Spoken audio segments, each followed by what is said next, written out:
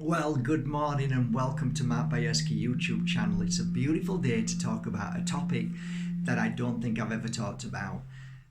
If you don't know who I am, my name is Mark Bajerski and I've been a healer for a decade and a half now, working in a mountain in Andalusia, where to anybody else, why would anybody go to a top of a mountain to visit a healer?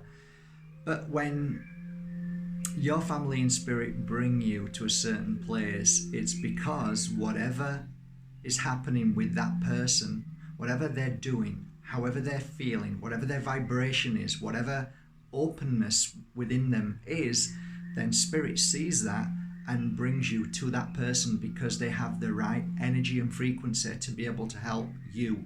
And that's not just about energy and frequency in per se by healing of hands, but it also could be you could be that person that has a certain bit of information or knowledge and wisdom that would be absolutely vital to, say, a member in the spirit world's brother or sister or child. Then what they will do is then take you and bring you directly to that person. So it's so important that we always remember when somebody comes into our life, there's a reason for it bigger than just accident, coincidence. We meet people because we have certain information or a certain vibration that will help one another. So every day you are either a radiator or you're a drain. It's as simple as that. There's nothing wrong with being a drain. We're all at times drained. We're all drained. And we need a little bit of extra help, a little bit of love. And we need a radiator, a ray of light, a shining light, which you are. So when people come to you, you should have a smile on your face. And I did for a decade and a half. I used to smile when people would knock on the door and say, I don't know why I'm here, but I was drawn to come here, or I heard about you and I just felt I needed to come. And I'd say, okay, I don't know why you're here myself, because I don't claim to be a psychic in that respect. A psychic to me is a completely different thing. And I'd say, lay down and let's see what we can do. And I always used to say, I'll do my best. That's all I can do. I don't promise anything, but I promise you that I will do my best when you're lying down on the healing bed and I start to do the work.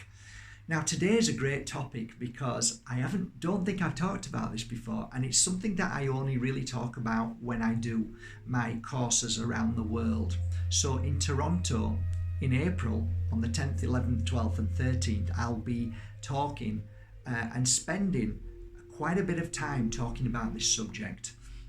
And part of the Pure Energy Healing Practitioners course is pets and how do we handle pets and how do we heal them. And it's an interesting thing because pets really are the healers, so it's kind of really strange. And I remember being asked to go to do some healing on some dolphins, and I said, what? Me heal dolphins? No, dolphins are the ones who would heal me. But I had to embrace it because I was asked to go. And I thought, okay, and then I found out that the dolphins were really ill. So even dolphins need a helping hand every now and again. So yes, my name is Mark Bajerski and I started my healing work many years ago, and I started healing souls, children, babies who had just had injections, who were screaming like crazy, and I'd never heard this scream before. And then I was healing children who were trying to take their life, and then mums, dads, from one issue to another. And then all of a sudden somebody said, can you heal my dog? And I said, well, I'm not an animal healer. And they said, but can you at least try? And I thought about it. I said, give me a couple of days. And I kind of sat down and thought about it and thought, you know what, an animal is just like you and me. It's got a soul, it's got a beating heart, it's got feelings. Why can't I at least give it a try? So many years ago I said, okay, bring your little doggy in. So the little Jack Russell came in, and it was a little bit not so happy, and you could see it was not feeling well. Its back end wasn't brilliant. And I gave this little doggy some healing, and literally, within moments, this little dog just started flying around the room like a new lease of life. From that moment on, I realized there is something that humans, spiritual, loving, kind souls, not just humans, but you and me, we do have an innate, natural gift to receive energy from the universe to be able to give to anybody. So don't ever doubt when you hug somebody that it's just a hug, because the chances are when you hug somebody, there is more healing going on in those given moments than you can imagine. So if you know a guy who doesn't really feel or is touchy feeling, if you give them a hug, you have no idea what you can do to them. And throughout the whole of this healing path of this magical journey that I've been on, I found that men have been the ones who have really embraced it far more than the feminine, surprisingly enough. And what that means is feminine's already open to the love and embrace of energy and healing. Men aren't. So I'm able to see it far more clearly. So a man may come here and not know why he's come to the academy, or I've been in Sweden or wherever I am in the world, and he comes to the front door to spend 4 days in this crazy new age, what people would think is a spooky thing that's happening, which is called healing, energy healing. And I give them a cuddle, and it's like they're really taking offense almost, to the very end of the 4 days when they're in the queue right at the front for a hug, and they want a hug more than anybody. So whenever you think a male doesn't want a hug, they actually want a hug more than anybody. And what that actually means is they want healing more than anybody. So going back to doggies, we're gonna do a little workshop today, and I'm only gonna give you a few key points that may help you along your journey if you are a healer already, if you're a Reiki practitioner, if you're a pranic healer, whatever healing practice you do, it does not matter. In terms of becoming the best healer in the world, if you break down the door, if you smash down the gates, the fences, the borders, in your mind, in believing that your healing technique is the only one and it's the best method in the world, and every other method won't work, that's not healthy. It's not healthy, because healing is a universal energy that anybody can do and anybody can pick up from around this beautiful world of ours. So it's not about hands-on, hands-off. It's not about images. It's not about symbols. It's not about breathing. It's not about it's nothing to do with any. All of those things are there to help you believe in the actual energy of pure energy healing. So if you take that out of your mind and just become open to this little workshop, it might help you along your journey, and you might get one thing from it and say, okay, that resonated with me, I'm going to try that, then I've done my job. I don't care whether you take all of the information from you. In fact, if you did, then you'd just be a repeater. You just take, what I want you to do is just try different things till you get the technique right for you. All I'm going to share with you today is things that helped me along my journey when I became a horse healer for the Brugman group around the world. When I went all over healing animals, and I've done it all. I've really done so much. So I'm going to share the little things that helped me when I first began. So why don't we talk about from the very first moment your phone rings or you get an email. Hi there. Hi, is that Mark? Yes. I've heard that you can do healing. Well, I do my best. Yeah. How can I help you today? Well, I've got a dog that needs healing. Okay, that's fine. Don't tell me what's wrong with the dog, please. So where do you live? Okay, I live so and so. Okay, that's only about 20 minutes away. Okay, so what I'll do is, I can't make no promises, and I can't say that I'll heal your doggy, but I will come down and let's see what happens. Now, by doing that, you're on a great foundation, because you're not claiming you're going to fix anything. You're going to see if you can make any kind of difference. By doing that, there's no ego, and you'll actually feel better yourself if you get there and realize, actually, I'm not going to be able to help. So straight away, the worst thing you can do is say, oh yeah, I'm a healer, I can fix that, no problem, I'll be there, yes, it's all going to be fine, don't worry about it, I'll sort everything out. No, don't do that. Even though you feel you can, don't do that. Just get ego out of the way. Okay, so you've made your preparations, you're ready. You go down with your tools. So you might feel like some of your oils. I've got some oils here that I work with, and I've always worked with them. So with an animal, they like a little bit of oil at the little back of their head sometimes. So that's something to think about. Underneath their paws, a little bit of oil. It calms them down. So I would attune to what that lady said, but not the words. I'd attune to the dog. So I'd look and feel and say, okay, I think I'm going to take cleansing today because I feel the dog may need cleansing. So I'd take the cleansing oil. If I wasn't sure, I would take all 8 oils, okay, just to make sure. So I'd take the oils and take a little bit of my Palo Santo. So I'd take some Palo Santo, my sticks. So I get down there and the doorbell, no, I ring the doorbell and I open the door. So all of a sudden there's a dog barking around my feet. I do not instantly go down and look at the dog and start petting the dog. What I do is deliberately ignore the dog. Now that might sound harsh and cruel, but hear me out. So I say to the lady, how are you? Oh, I'm fine, thanks. Should we go into the living room and sit down? Yes, that's great.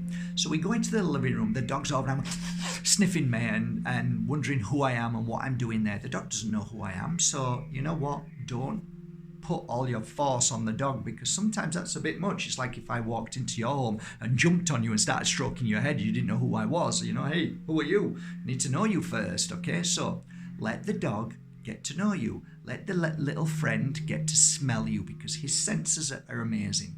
So just simply walk into the living room and then ask your client, is it okay if we sit on the floor? And then they look at you strange. Oh, okay, so you sit on the floor. Now, when you're on the floor, you're at a pretty good level to the doggy. You're not overpowering, you're down on the floor. And what I tend to do is when I talk to my client about their animal, I say, please tell me a little bit about your doggy, okay? But I do it deliberately in a way that I'm not wanting to know what's wrong. I just want a conversation.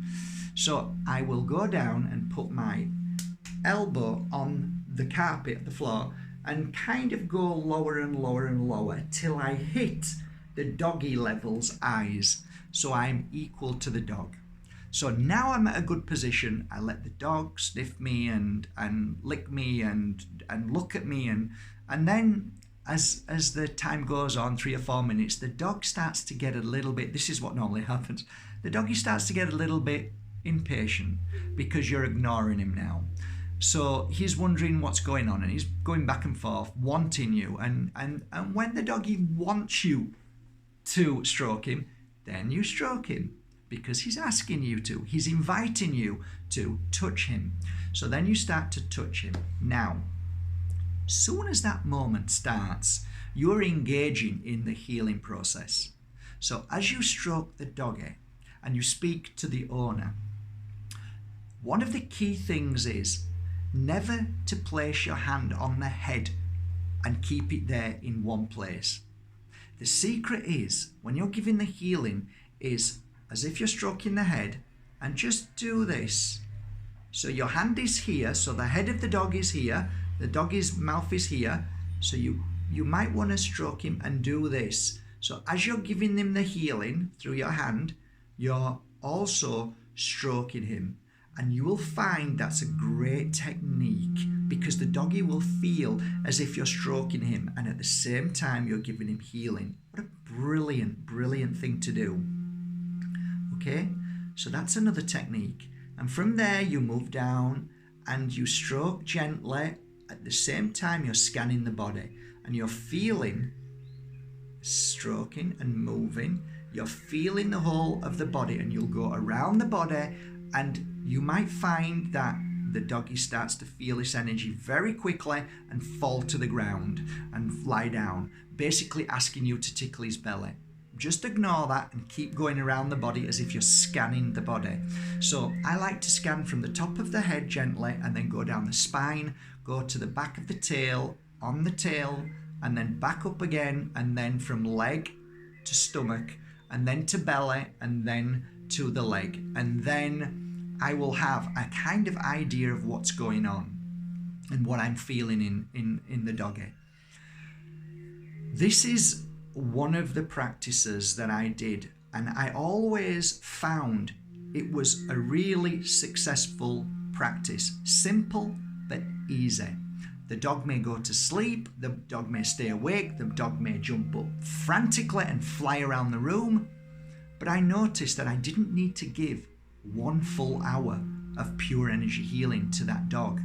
I realized that the energy that the dog was receiving was unlike any human being.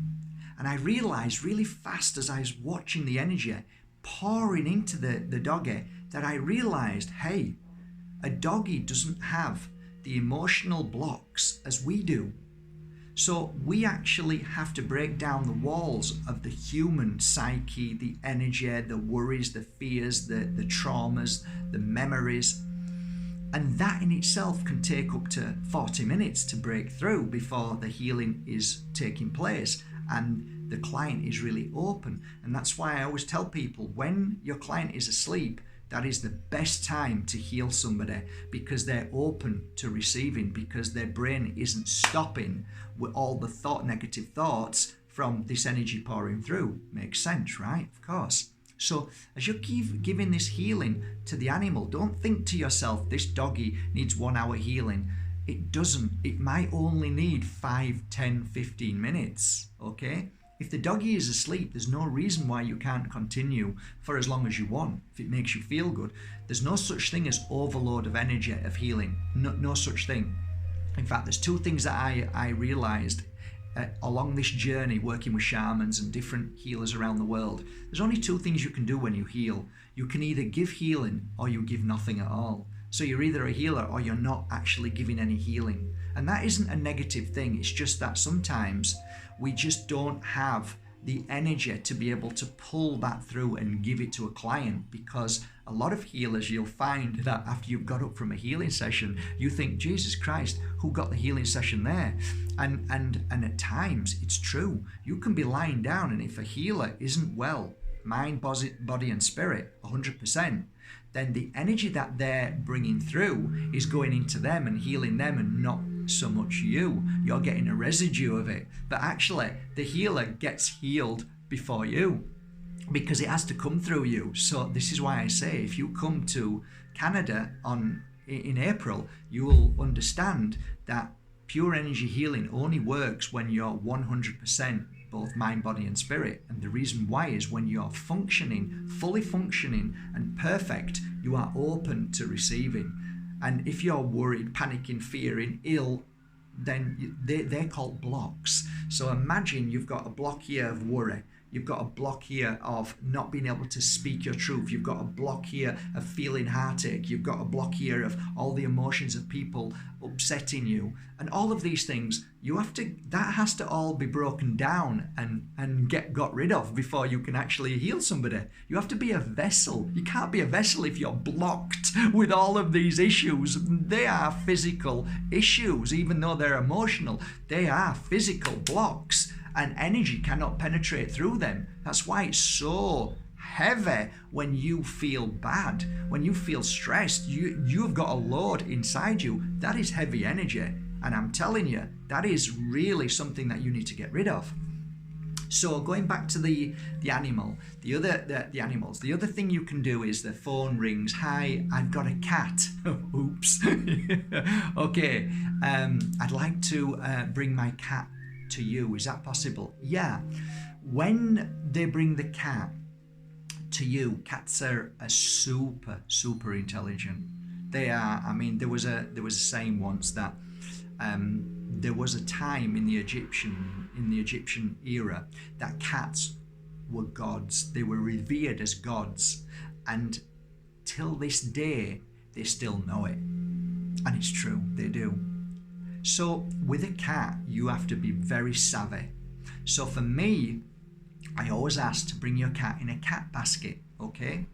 You put the cat basket somewhere central, doesn't matter where, if you've got a healing bed, and you basically work on the energy of that cat in that basket. And the reason why is because cats can turn, and if you're working with energy with a cat, it can freak them out very quick, and they have an ability for some reason to scratch very quick, even if you haven't hurt them. And if you're going to a dog and a dog is ill, or it's got a bad leg or anything like that, you have to be careful, because any kind of energy that causes a pain, which it can do for the first initial part of the healing, the dog can turn on you and bite you. So you have to be extremely careful. You have to be careful. Moving on to horses. Horses are a breed of their own. Horses are amazing creatures, and with a horse, if a horse instantly doesn't trust you when you walk up to a horse, and it has kind of like I don't think I like you, there's not much you can do. I can honestly vouch for that. Doesn't matter how much you feed it, how much you try, it's going to take a long time for that horse to trust and believe you. So one of the things I would say is, if you're going to do horse healing, first of all, you need to make sure that the horse allows you into his space, and you know, at least gives you the opportunity to. There are certain places you can heal a horse, and there's certain things you can do to begin the process of creating a bond between the horse. For me, I would sit in a horse's cage for up to 11 hours, just going back and forth, bringing fresh grass and feeding the horse. And most of the times with horses, all they need is love, and a lot of the times they don't get that, unfortunately, from a lot of places I've been. So with a horse, it takes some doing, and you have to be extremely careful as well, because their mood can change dramatically with any given situation, whether a horse next door is angry or jealous, or if they don't like the horse next door, if a horse has been over studded, you know, so they're out studying, and it's like there's lots of reasons why you have to be extremely careful with horses. And of course, you never stand behind a horse, and you have to be extremely careful. If they kick, they're so strong. So again, my feeling to begin with, if you want to start healing with animals, is if a horse is in a pen, I would stand outside of the pen and work your energy through your hands at a distance to start with. And if the horse does come over, again, be very careful that they don't want to bite. Sometimes they love to nip. Oh, they're buggers, you know, they really are buggers. They're beautiful, but sometimes they're buggers. And when they nip, it bloody hurts. So you build your confidence up between you both, and that can take a few days.